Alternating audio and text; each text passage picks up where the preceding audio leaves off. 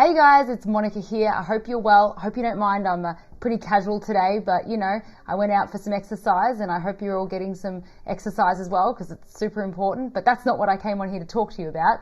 I just want to talk about the media release that we just released today, talking about RDA's plan for the upcoming federal election. Now, it's been really hard to figure out exactly where RDA's place is. We've spent 2 years building a really great audience, a really action-focused audience, which I'm so grateful to have anyone who's on board to help with things like this. And basically what we realized is that everyone can agree on one thing, that we should put the majors last. So we're going to come up with some generic material, letterbox dropsing, phone canvassing, and other educational material that is very general and not party specific. But I do encourage all of you to start researching who your candidates are, which parties they belong to, what they stand for. Start going. General campaigning is the only answer. I think it's really great and important if we also get behind candidates that we believe in. But from an RDA perspective, we're unable to endorse a party or not endorse a different party or anything like that. So we are a free agent, and we always have been, and we always will be. You know, it's there's been a little bit of miscommunication in the past, but I hope you guys understand that, you know, there's no rule book on how to run RDA. It wasn't.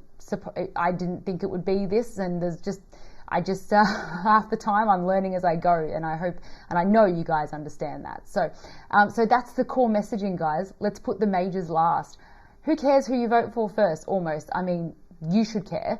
But from an RDA perspective, I'm not here to tell you who to vote for, but I hope you don't mind me telling you who not to vote for, right? And in the meantime, there's going to be tons of education around campaigning and also voting and preference systems and things like that. And there is a strategy that I think is really clever, which is put the sitting member last, unless that sitting member is someone like Alex Antic or Jared Rennick or, you know, George Christensen, although he's not running. But, you know, there could be some anomalies there. But basically, that could be a really basic style. Now, we do have a new tab on our resources on the page. So on the website, you go to the page, you go to the tab, and it's voting tips. So we're going to update that as we go. We're also working on some educational programs to help people get involved as well.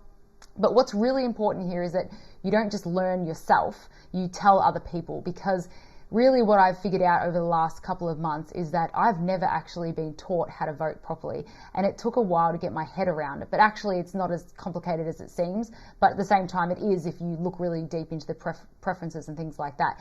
But basically, put the major parties last.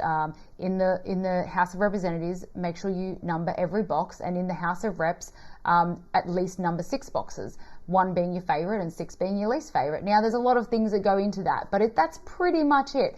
Now, if you go to that webpage that I just explained, we're going to keep adding to that. And on top of that, you can also be a volunteer for the general canvassing. So not party specific whatsoever, but basically just anti-Labor, Liberal and Greens, right?